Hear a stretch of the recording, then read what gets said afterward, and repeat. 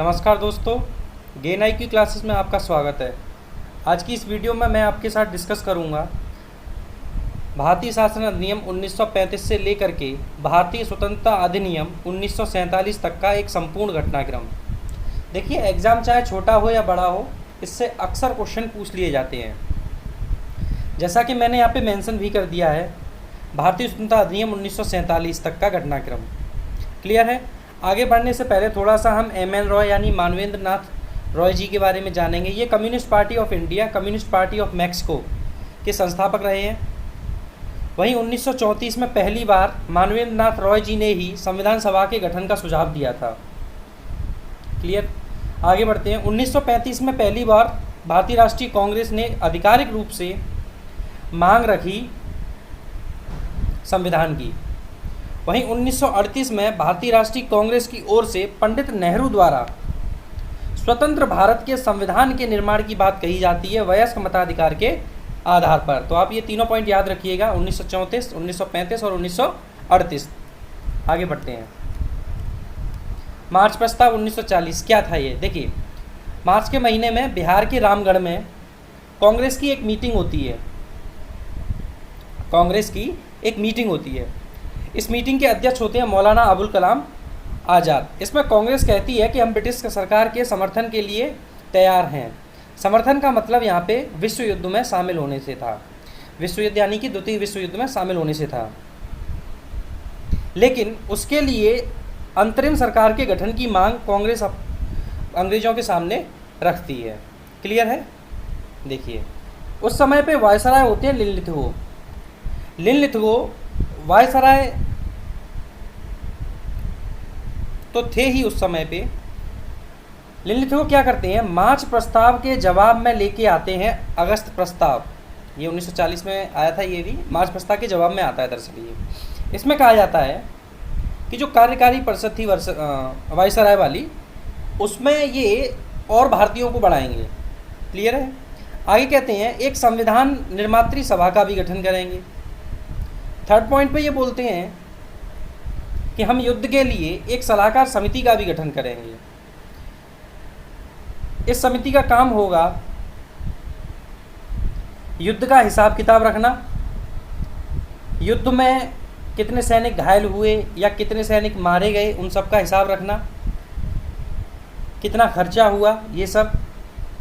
आगे देखिएगा, लेकिन इसमें एक शर्त लगा देते हैं वो लोग कि अगर भारतीय विश्व युद्ध में शामिल होंगे तभी हम ये जो ऊपर तीन काम अभी मैंने बोले तब इनको करेंगे। यानी परिषद में भारतीयों का और विस्तार, संविधान निर्मात्री सभा का गठन और युद्ध के लिए सलाहकार समिति का गठन। लेकिन कब करेंगे ये सब? जब विश्व युद्ध में शामिल होंगे भारतीय तब। अब इसमें देखिए होता क्या है, ट्विस्ट देखिए आप। कांग्रेस और मुस्लिम लीग इसको अस्वीकार कर देते हैं। कारण देखिए क्या होता है, क्योंकि कांग्रेस को ये डर था कि मुस्लिम प्रतिनिधि की संख्या ना बढ़ जाए कहीं, और मुस्लिम लीग ने सोचा, उसने कहा कि इस प्रस्ताव में कहीं भी पाकिस्तान शब्द की जो हमने मांग रखी थी उस पर तो चर्चा ही नहीं हुई। यही कारण है कि कांग्रेस और मुस्लिम लीग दोनों ही इसको अस्वीकार कर देते हैं। आगे देखिएगा, क्रिप्स मिशन 1942। देखिए, इस क्रिप्स मिशन की जो घोषणा है वो कर दी जाती है 1942 यानी 11 मार्च 1942 को। ये भारत आता है 23 मार्च 1942 को। ठीक है? इसके अध्यक्ष होते हैं सर स्टेफोर्ड क्रिप्स। अब इस क्रिप्स मिशन में कहा क्या जाता है, इसमें बोला जाता है कि भारत को डोमिनियन स्टेट का दर्जा दिया जाएगा, और वो भी कब, आप ये देखिएगा, वो भी कब देंगे, ये युद्ध के बाद। यानी एक तरह से मुंगेरी लाल के सपने जैसी बात हो गई। अब यहाँ पे देखिए डोमिनियन स्टेट होता है क्या है। डोमिनियन स्टेट में किसी भी देश के रक्षा, विदेश और संचार के मामले छोड़ करके अन्य सभी मामले के लिए वो देश संप्रभु हो जाता है। क्लियर है? आगे देखिए, कांग्रेस और जो लीग होते हैं वो इसको भी अस्वीकार कर देते हैं, क्योंकि इसमें जो बात कही जाती है वो युद्ध के बाद की कही जाती है। अब गांधी जी क्या बोलते हैं इस मिशन पे, यानी कि क्रिप्स मिशन 1942 पे गांधी जी का कहना था कि ये जो मिशन है ये उत्तर तिथीय चेक है, यानी कि पोस्ट डेटेड चेक है। वही नेहरू जी बोलते हैं इसको ये डूबता हुआ बैंक या फिर जहाज है। क्लियर है? आगे देखिए, 8 फरवरी 1946 को नौसेना विद्रोह हो जाता है। अब नौसेना विद्रोह होने के बाद में फिर कैबिनेट मिशन आता है भारत। ये पहुंचता है 24 मार्च 1946 को।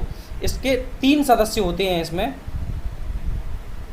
यानी कैबिनेट मिशन जो है 3 सदस्यीय होता है। इसमें होते हैं आपके स्टैफोर्ड क्रिप्स, ये व्यापार मंडल के अध्यक्ष होते हैं। लॉर्ड पैथिक लॉरेंस, ये भारत सचिव होते हैं। एवी अलेक्जेंडर, ये नौसेना प्रमुख या फिर मंत्री होते हैं। आगे देखिएगा, अब ये जो कैबिनेट मिशन आता है ये अपनी मई 1946 में रिपोर्ट पेश करता है ब्रिटिश संसद के सामने। रिपोर्ट पेश करता है कब? ये मई 1946 में ब्रिटिश संसद के सामने। और उसमें कहा जाता है कि अब एक भारत संघ बनाएंगे जिसमें ब्रिटिश भारत और देसी रियासतें शामिल होंगी। देसी रियासतें मतलब राजाओं का क्षेत्र, और ब्रिटिश भारत जहाँ पर अंग्रेजों का डायरेक्ट शासन था। एक संविधान सभा का गठन किया जाएगा और उस सभा के जो प्रतिनिधि होंगे वो 10 लाख की जनसंख्या पर एक प्रतिनिधि चुना जाएगा। ठीक है, ब्रिटिश भारत को 3 श्रेणियों A, B, C में बांट दिया जाएगा। क्लियर है? अब आगे देखिएगा, सांप्रदायिक आधार पर भारत का विभाजन नहीं होगा। अब इतनी सी बात को सुन करके जिन्ना यहाँ पर नाराज हो जाते हैं और वो इस कैबिनेट मिशन का करते हैं विरोध। क्यों करते हैं? देखो, इसमें कहा कि सांप्रदायिक आधार पर भारत का विभाजन नहीं होगा। भारत का विभाजन नहीं होगा अर्थात पाकिस्तान की मांग को यहाँ पर एक तरह से ठुकरा दिया। यही कारण है कि जिन्ना डीएडी करते हैं। डीएडी मतलब डायरेक्ट एक्शन डिमांड, इसे हम डैड भी बोलते हैं। इसमें होता क्या है कि भारत के विभिन्न प्रांतों में दंगे होते हैं और उन दंगों का केंद्र होता है नोआखली, पश्चिम बंगाल, यानी उस समय पे जो बंगाल था वो इसका केंद्र होता है। एक फेडरल व्यक्ति हैं, इनकी एक बुक है डिवाइड एंड क्विट। इसमें कहा गया है कि लगभग 1,80,000 लोग इन दंगों में मारे गए थे। और इसमें कोई दोहराई नहीं है कि इन दंगों को रोकने वाला केवल एक और एक आदमी था और वो था महात्मा गांधी। इसीलिए गांधी जी को माउंट बैटन द्वारा कहा गया था 1 मैन बाउंड्री फोर्स। क्लियर है? अगर आपसे कभी पूछा जाए कि गांधी जी को 1 मैन बाउंड्री फोर्स किसके द्वारा कहा गया तो माउंट बैटन द्वारा। आगे देखिए, 2 सितंबर 1946 अंतरिम सरकार का गठन होता है। इसमें वायसराय आपके पदेन अध्यक्ष रहते हैं, पंडित नेहरू उपाध्यक्ष बनते हैं, चक्रवर्ती राजगोपालाचारी शिक्षा मंत्री, डॉक्टर राजेंद्र प्रसाद खाद्य एवं कृषि मंत्री, जगजीवन राम जी बनते हैं आपके श्रम मंत्री। क्लियर है? आगे बढ़ते हैं। फिर देखिए, इसी यानी कि अंतरिम सरकार बनी क्यों? जब तक चुनाव हो जाएगा तब तो परमानेंट सरकार बनेगी। उससे पहले अंतरिम सरकार की जरूरत पड़नी थी, तो वो अंतरिम सरकार बनती है और फिर ये एक पैरेलल इसमें चुनाव होता है।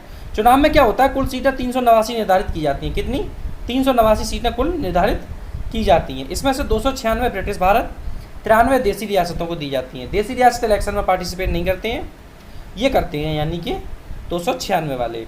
इसमें 292 जो सीटें दी जाती हैं वो गवर्नरों के प्रांतों को दी जाती हैं और 4 दी जाती हैं उस समय कमिश्नरी थी उनके क्षेत्रों को। क्लियर?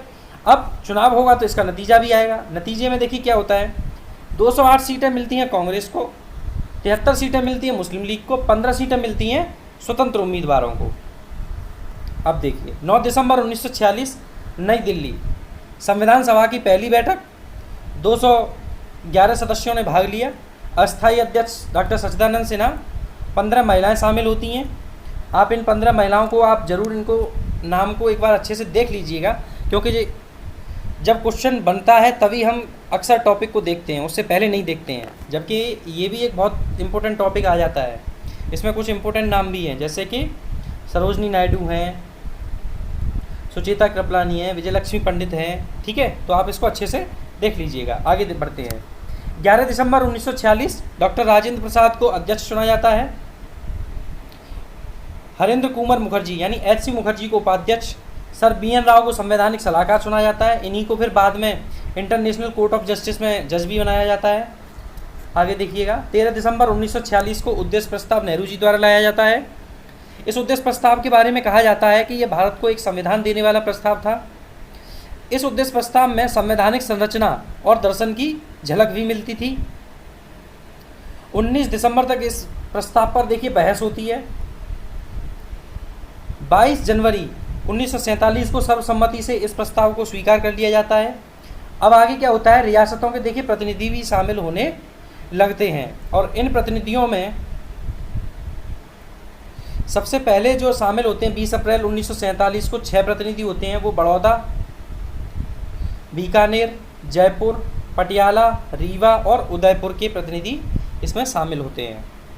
तो ये था हमारा एक घटनाक्रम भारतीय स्वतंत्रता अधिनियम 1947 तक का। इसके बाद हम डिस्कस करेंगे अब भारतीय स्वतंत्रता अधिनियम 1947। देखिए मैंने आपको कहा है, आपको किसी भी लेक्चर में अगर कोई डाउट है या कन्फ्यूजन है तो आप कमेंट करिए, मैं आपको आंसर ज़रूर करूँगा। और अगर आपको मेरे वीडियो पसंद आ रहे हैं तो आप इनको शेयर कीजिए, चैनल को सब्सक्राइब कीजिए और हमारे वीडियोज़ को लाइक करिए। Thank you very much.